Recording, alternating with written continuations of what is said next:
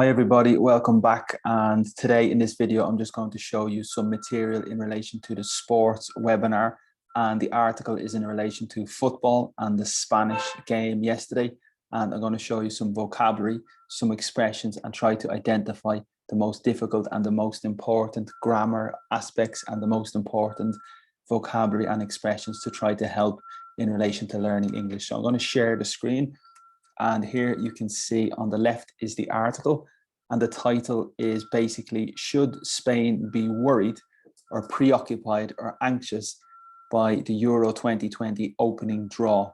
Okay, so the first expression here that's a bit difficult is very important in relation to sport, and the significance is a draw, okay, because in English we have a verb como dibujar.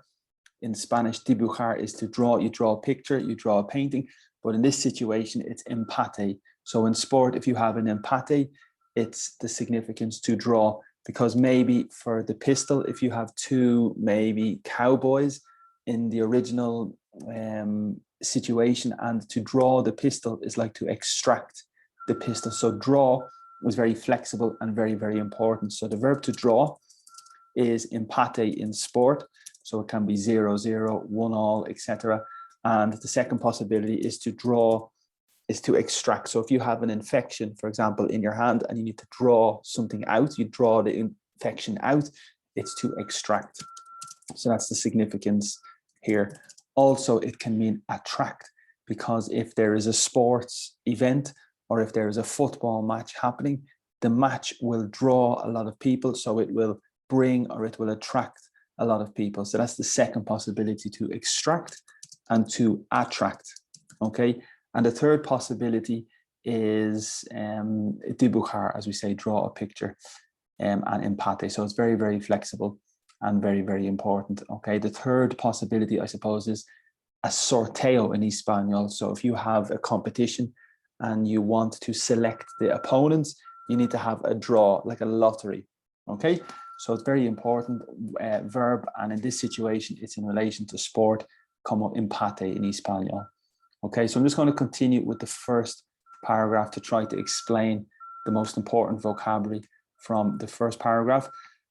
So for example, after a bold selection that angered large parts of the Spanish media, it was never going to take much for the pressure to increase on manager Luis Enrique.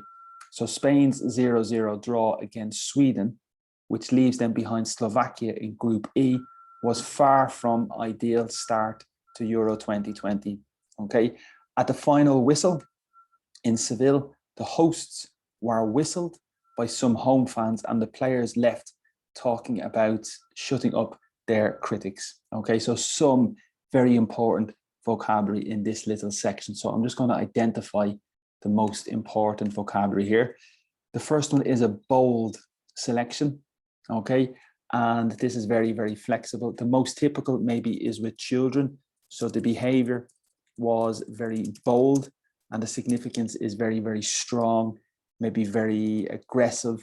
So definitely for children, the behavior was very bold, or the child was very bold. And again, that's negative and maybe very bad behavior.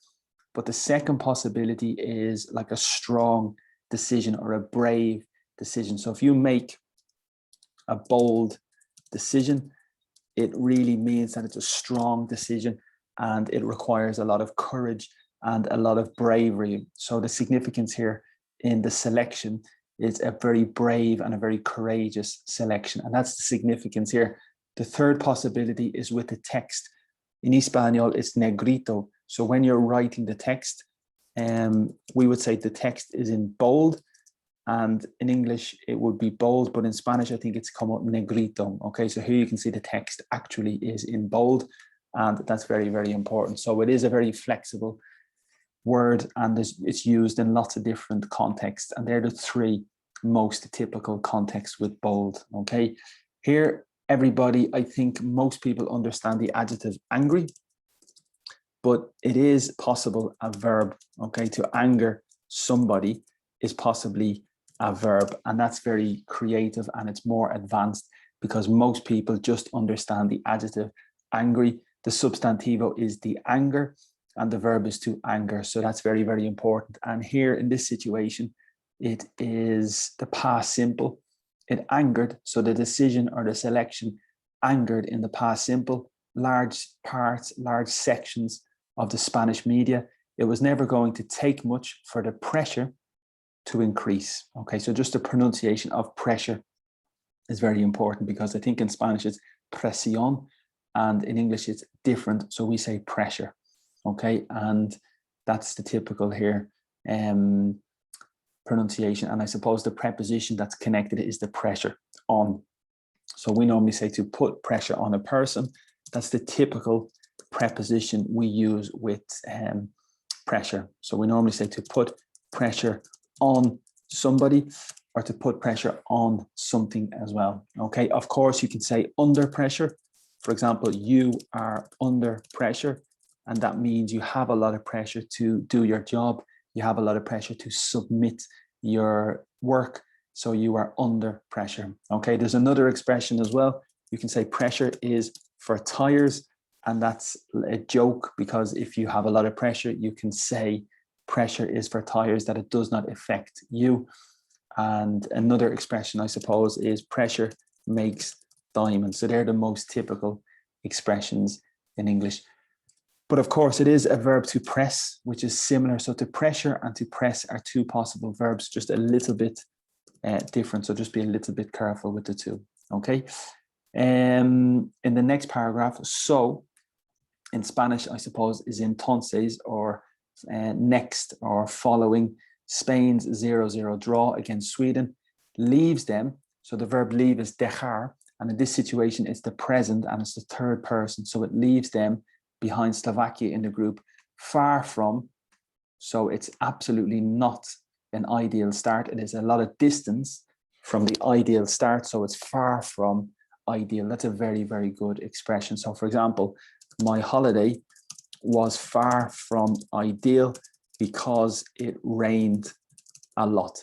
Okay, and that's a simple expression and very, very good. So basically my holiday was not ideal. It was a long distance from perfect because it rained a lot. So it's a very good and simple structure, but very impressive and very good if you use it in an advanced exam, and it's very fluent as well. Okay, the next section, a whistle, is the noise that you make when you put your fingers in your mouth and you blow. It's to whistle, and the referee has the whistle.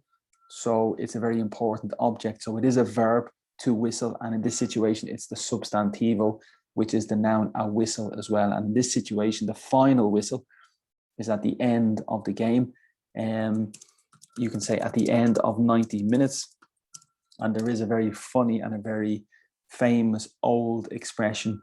We say it is not over, it is not finished until the fat lady sings. So that's a very, very famous expression, probably maybe related to the opera, when at the end of the opera, the singer might perform and sing. And I suppose it's just an old expression that we continue to use today. It's not over until the fat lady sings. A little informal, but it is important to remember as well. So in this situation, the final whistle, the hosts. So this is a very important verb in English, because there is a verb to host, and it's possible to host a party, to host a meeting, and it really means to organize or to manage the meeting, to organize the party. But in this situation, the football tournament, the country can host the football tournament, and that means they can organize, they can manage, they can prepare the tournament. So to host a tournament is the same concept, to manage and to control and to direct the tournament. And in this situation, the host is the person in the party. If you go to the party, the host will welcome you, the host will take your jacket, the host will get you a drink. So the host is the person who's responsible for the party, or who has invited you to the party. And in sport, it's exactly the same, because last night the game was in Seville. So Spain was the host because they are the home team. Okay. The next one again is the verb to whistle, which we said already. So in this situation, it's the passivo. because you have the verb to be plus the participle, it's the passivo, okay? So the fans whistled at the team, but the team were whistled at by the fans, okay? So it's a very, very important structure. Again, the active and the passive. Just to give you a little reminder of the active, I drink the coffee. That's typically the active because it's the subject, the verb, and the object. But to create the passive, we change the position. We put the subject in the position of the object and vice versa. So in this situation, the coffee, we introduce the verb to be in the form, in the tense of the original verb. So this is the present. So the verb to be is necessary in the present. The coffee is.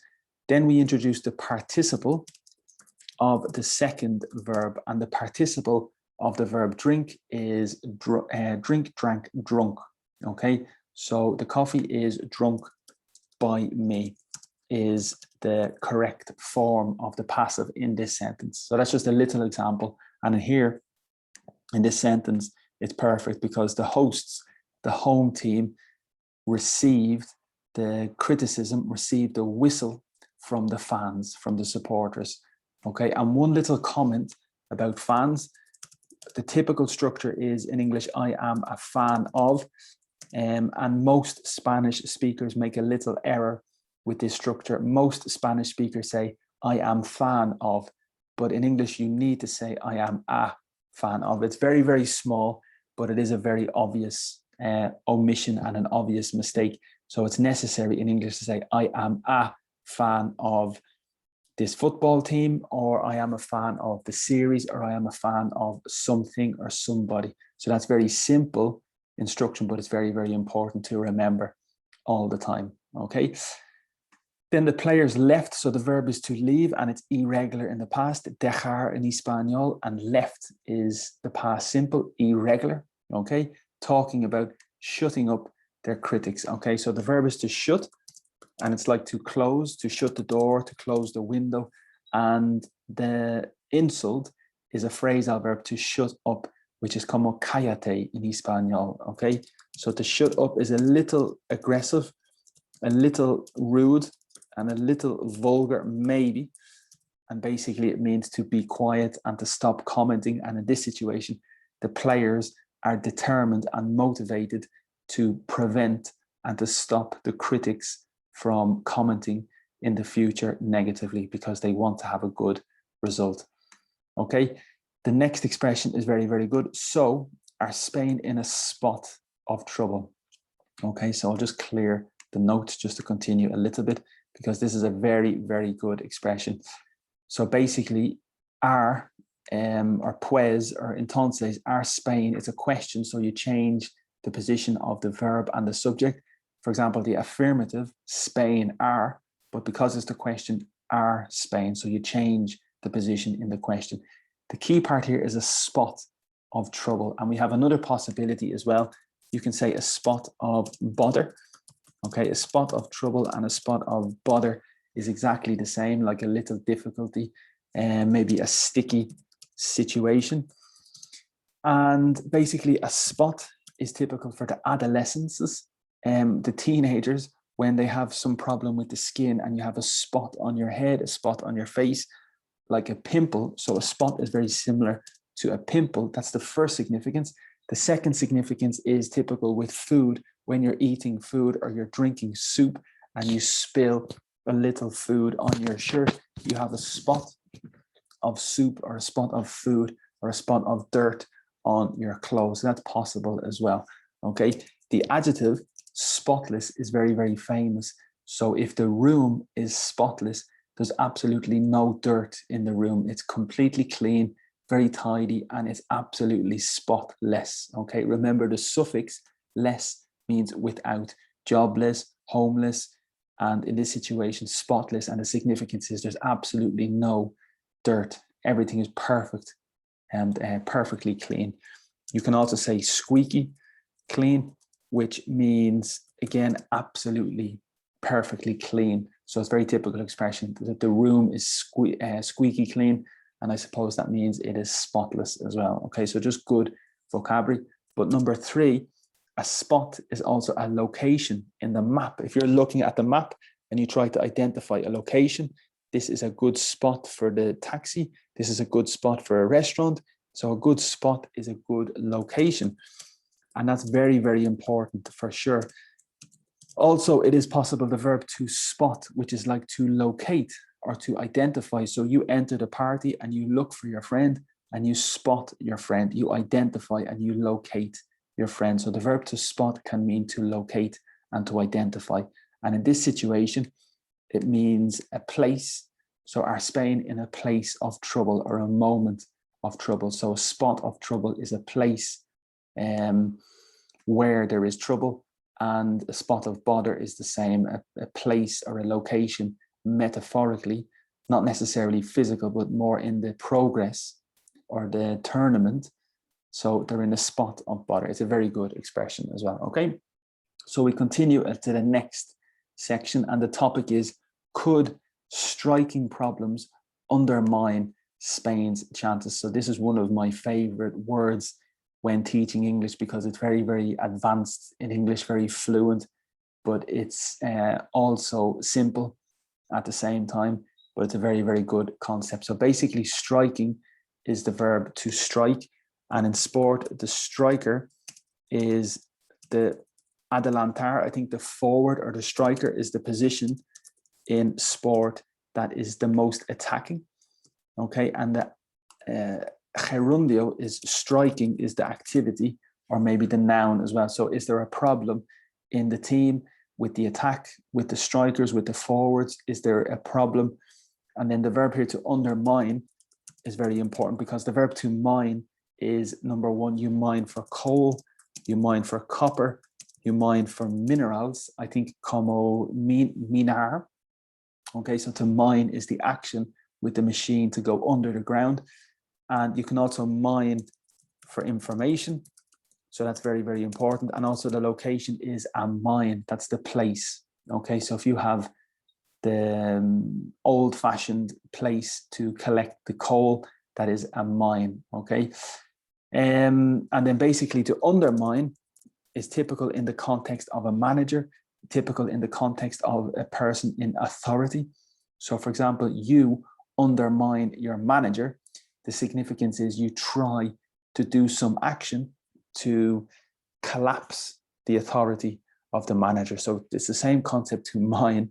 Okay, so here's the authority of the manager, and you try to do some action. You undermine the manager, and your action has the consequence that the manager's authority will collapse. So it's a very good expression, and it's very common, very fluent, and we use it in lots of different situations as well. So to undermine a person basically means to do some action to try to destabilize and to try to make the other person fail. Okay, so it's really good. So we continue a little with the next section. So just a few more. So Spain enjoyed near total domination against Sweden, 85% possession, and a remarkable 917 passes. So basically in English, the numbers are always very, very important. So when you learn English, the numbers are key. And in this situation, we have 85%, we have 917 passes, and we have the year 1980. So it is very important, always the numbers when you learn English. And this is just one little example. Okay, the highest figures in a European championship match since 1980, which is as far back as the Opta records. Opta is the company for statistics, and the records is obviously the collection of the data, the collection of the information. It's the records go back, okay, for such data. So a little interesting paragraph, not too difficult. As I said, the most important point from this paragraph are the numbers. And it is so important when you learn English that you're very clear and you're very precise and you're very accurate with the numbers, okay? The next expression, but for all their approach, play, they lacked a cutting edge. So this sentence is key. So in this sentence, we have three expressions. Approach is important, lacked is very important as well, and a cutting edge is very, very good vocabulary. So the verb to approach is typical for the aeroplane. So when the aeroplane is traveling to the airport, it is approaching the airport. Acercarse, I think in Espanol. So to approach the airport is to come very close and to move towards the airport. It's also the same concept with a problem. So if you have a difficult problem, what is your attitude? How do you approach the problem? Okay, so that's very important. How do you deal with the problem? What is your mentality before the problem? How do you approach the problem? Or how do you approach a person? So this person is very particular and you need to speak in a particular way. You need to speak and you need to adjust your attitude when you speak to this person. So how do you approach this person as well? And the adjective is very approachable. So this person is very approachable, and the opposite is this person is very unapproachable. It's not possible to speak with this person very easily because they're not very good or they're not very friendly to speak with. Okay, so that's very important. And in this context of sport, the approach play is the movement, the passes, the play before the final action. Okay, so the approach play is also possible. The build up, that's another expression in English, the build up. And it's almost the same as the approach play. Okay, the verb to lack is como faltar. So to lack information, to lack time in Espanol is como faltar, una falta. And you can lack money, you can lack food. And it is very important. The verb to lack and the substantivo a lack. It's typical a lack of, but in this situation, it's the verb because the subject is they and it's the past simple ed regular. So they lacked. A cutting edge is very, very famous as well. So basically, an edge is como borde in Espanol. For example, the table, you have the edge of the table. It's possible on your seat. You can be on the edge of your seat. And if you are on the edge of your seat, you're very, very excited and you're very animated. So I am on the edge of my seat because it's very exciting, because it's very interesting. Okay, it's also possible an edgy person. So if the person is very edgy, they're maybe very nervous, they're constantly changing their movement, they're very edgy, they're very nervous. Okay, and you can be on edge as well, and that means the same context. You are nervous and you're maybe very stressed and very, very anxious, so you are on edge. Okay, finally, you can say to edge forward, which is a verb, and the significance is to move forward a little bit. So maybe in traffic you can edge forward, and it's similar as well to inch forward. Inch is like a measurement, como un medido or medida. And it's very typical, the verb to English to inch forward is to move forward very, very slowly. Okay, so basically a cutting edge means the context of the knife. So if you have the edge of the knife and it's very sharp, como afilado, and in sport, a cutting edge is the part of the team that is very dangerous, the part of the team that will score the goal. So that's the cutting edge. So in sport, the team needs a cutting edge. The team needs the part of the team that will score all the goals. And in this situation, the comment is they did not have the striker or they did not have the attackers to really finish the chances and the opportunities. Okay, so really good. In the first half alone, Dani Olmo saw a header tipped away. Koke sliced an effort past the post, and Alvaro Morata, the number 9, side-footed limply wide after being allowed in on goal by a defensive mistake. So this paragraph is very good. We have maybe 3 or 4 very, very good expressions in this paragraph. The next paragraph, Morata's selection had been, so that's the past perfect because it was before the next action. So the past perfect had been, and that's an example of the action before another action in the past simple, and that's maybe the use and the time for the past perfect. So his selection had been one of the key dilemmas. So when you have the structure one of, it's typical the plural, one of the best days, one of the biggest towers, one of the best weeks. So when you have that structure one of, it's typical in the plural. And here it's the same. One of the key dilemmas for the manager going into means entering or maybe approaching or starting the match. And he was picked. So that's Morata, the player, was picked. So this is an example of the passivo, because you have the verb to be and you have the participle, okay, ahead of Gerard Moreno, the Villarreal forward who scored 30 goals last season. Okay, so let me show you the most difficult vocabulary here, because there are some very, very good expressions. So basically, this is just emphasis in the first half alone. That just means in just the first half, or only the first half. Danny Olmo saw, so basically he physically saw a header. So a header is a type of action in sport when you contact the ball with your head. We use the verb to head the ball, and a header is maybe the action with your contact the ball with your head. But you can say maybe a lot of vocabulary in English for a person.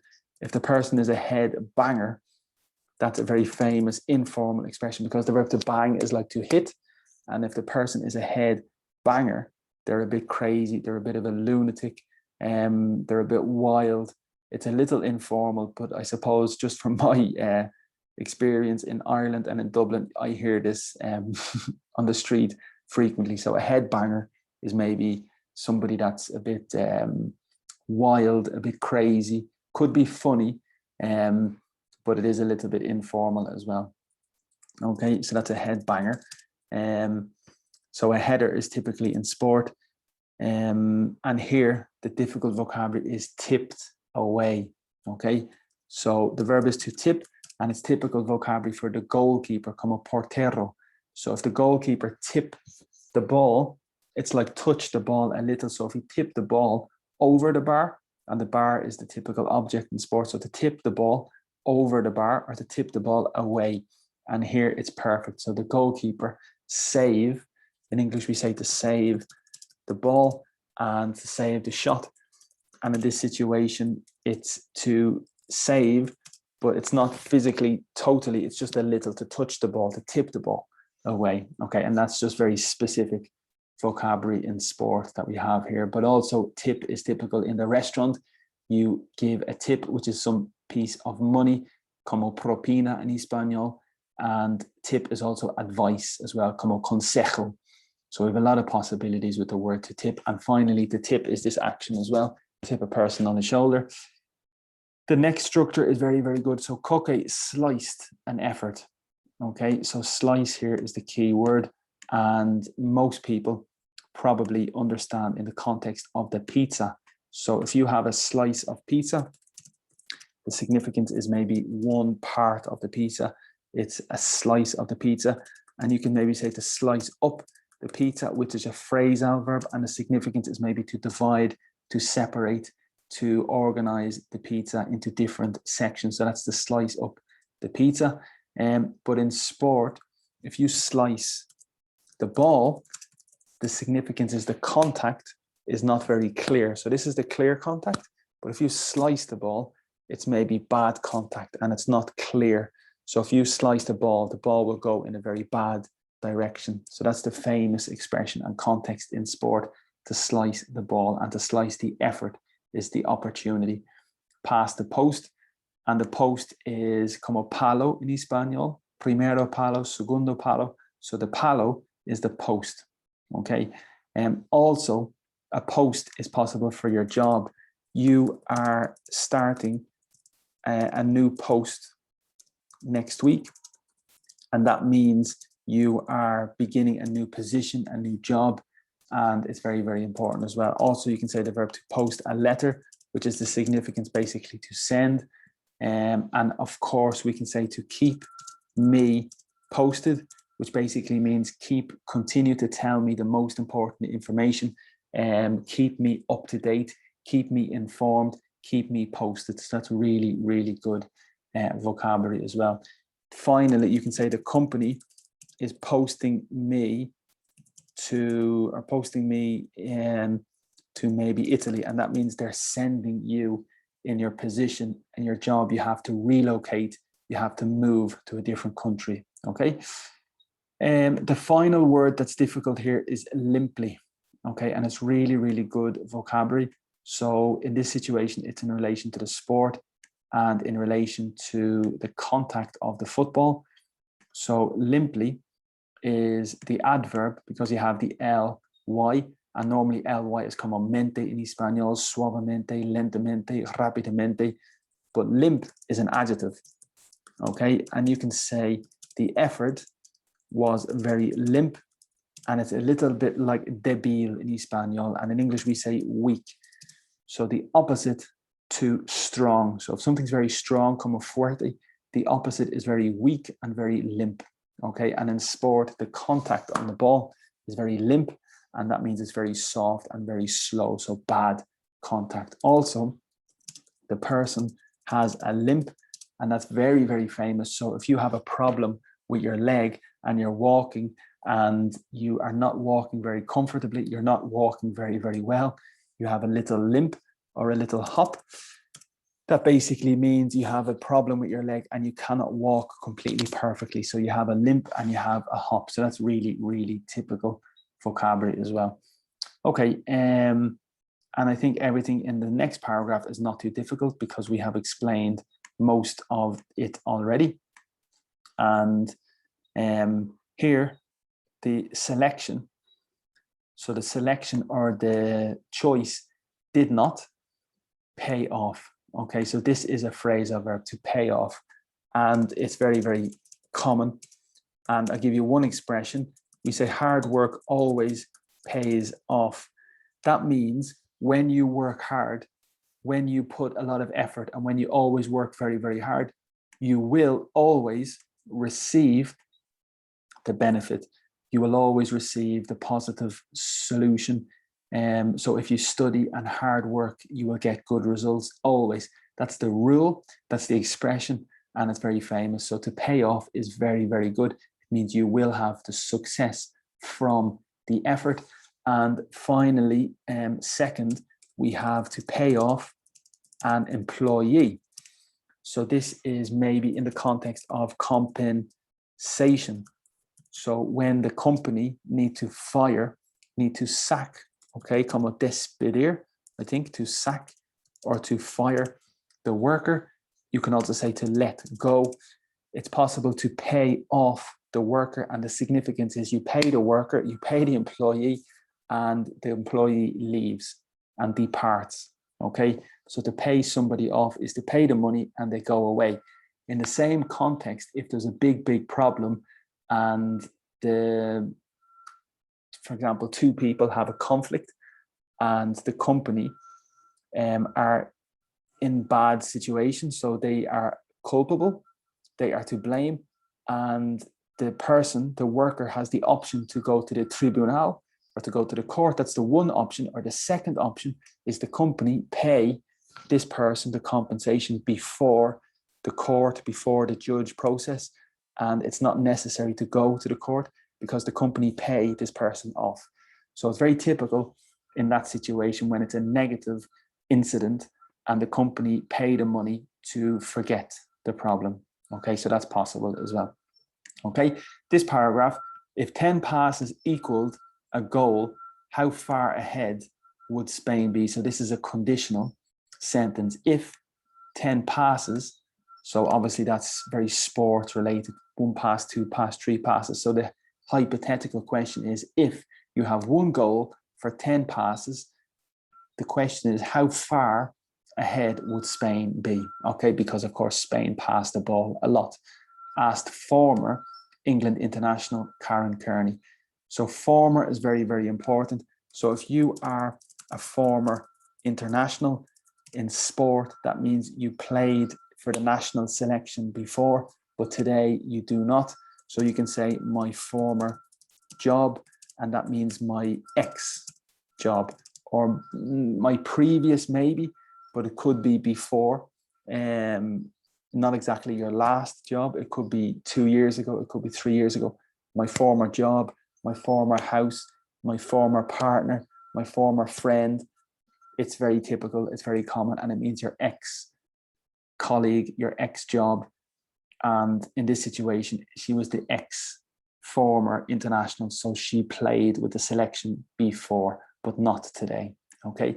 I keep Thinking, it means continue. I keep looking, I keep trying, I keep asking, I keep wanting, I keep thinking about Belgium and Romelu Lukaku. And number 9, who is in form. So here the preposition in is connected to form. And it's very typical in English. How are you? And the answer is, I am in good form. And the significance is you're very, very consistent. You're very happy. You're feeling good regularly. So you're in good form. And likewise, you can say in bad form. And that means you're feeling bad consistently. You're not good. You're in good form. And the question is, how is the form? Is very, very common question in English with friends. And the significance is, how are you? How are you doing? How is the form? Okay. And in this situation, Lukaku, the number 9, is the typical position, is in red hot form. So in sport, if you're red hot, you're very, very good. So in this situation, the player is prolific and he is red hot. Okay. Is all Spain are missing. They have everything bar that centre forward. And this is very, very interesting because the verb or the word is bar. So for example, everyone is going to the party bar Juan. And basically that means except. So everybody is going to the party except for Juan. Really, really good alternative vocabulary because most people use except, but in this situation, it's an alternative word. Very, very good for accept, and very it represents and it shows that you have very good vocabulary if you change accept with bar. Okay, just a little detail and very important.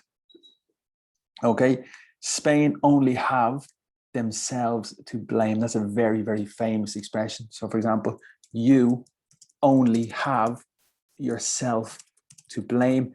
Blame is como culpar. And the significance is you have nobody else, you have no other person you can blame because you are the only person responsible for the action. You are the only person responsible for the fault.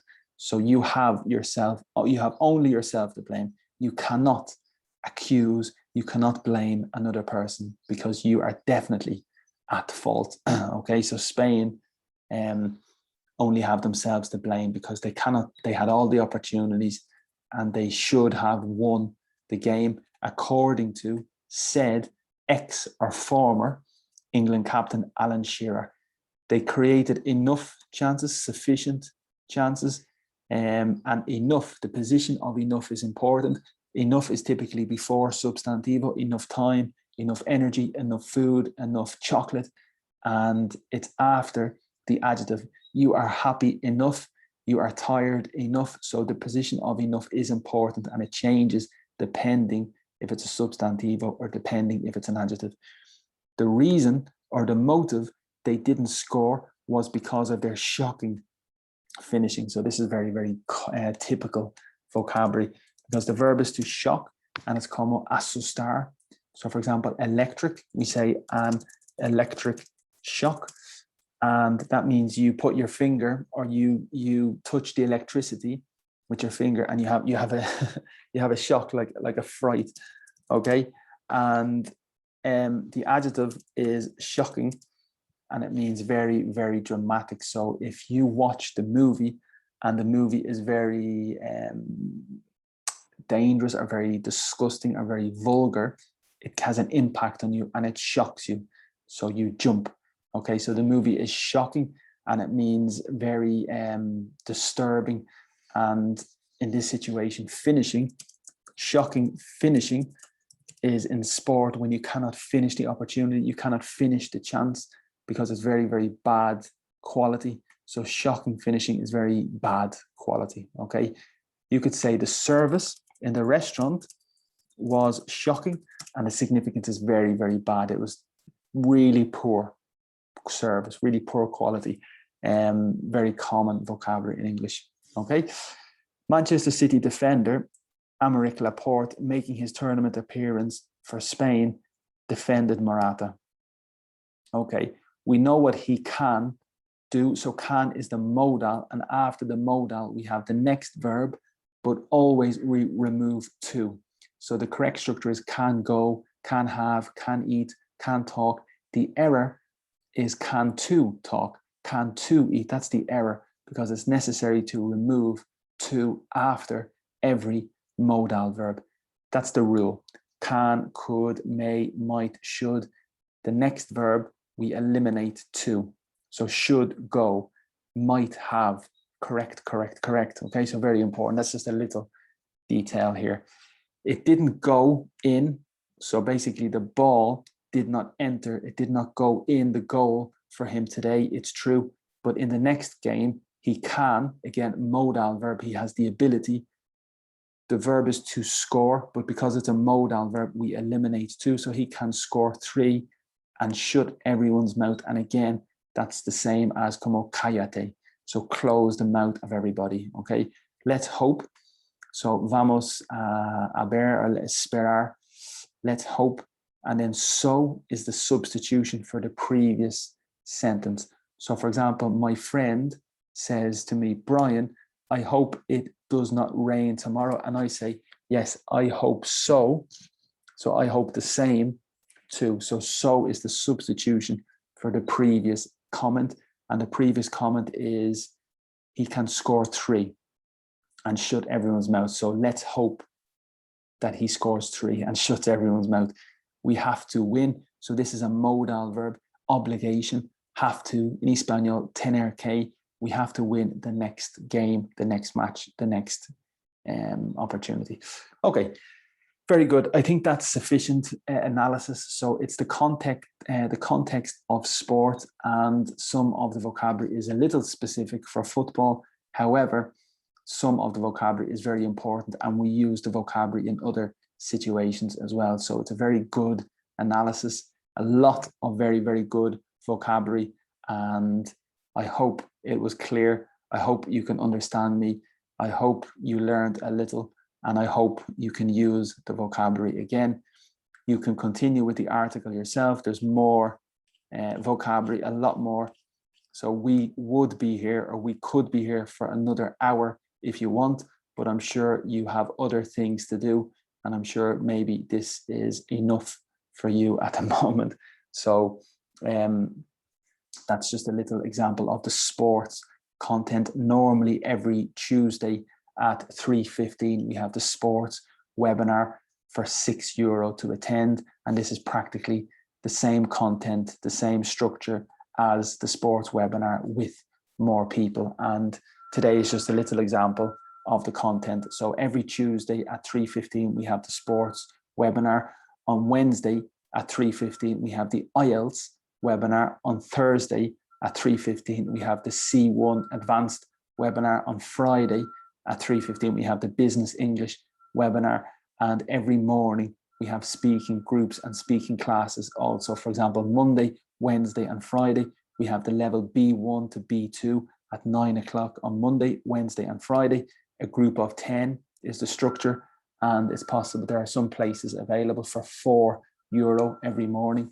And on Tuesday and Thursday we have C1 to C2 groups on Tuesday morning at 9 o'clock and Thursday morning at 9 o'clock. So they're all the possibilities. So if you have any questions, or if you want to create a group, you can contact me. Finally, this is free. Of course, it's just a little help. But if you want to make a small tip, you are more than welcome. If you want to make a contribution, you are very, very welcome. The information is here. This is the bank information on the bottom left. You have the application with Bizum in Spain with a telephone number, and also the application Revolut with a telephone number. If you want to make a small tip and you're happy with this little video and you want to support me, that would be fine. But also you're very welcome to join the other classes and the other groups and the other webinars. And hopefully I can see you soon and we can continue some of the teaching and the vocabulary and the expressions.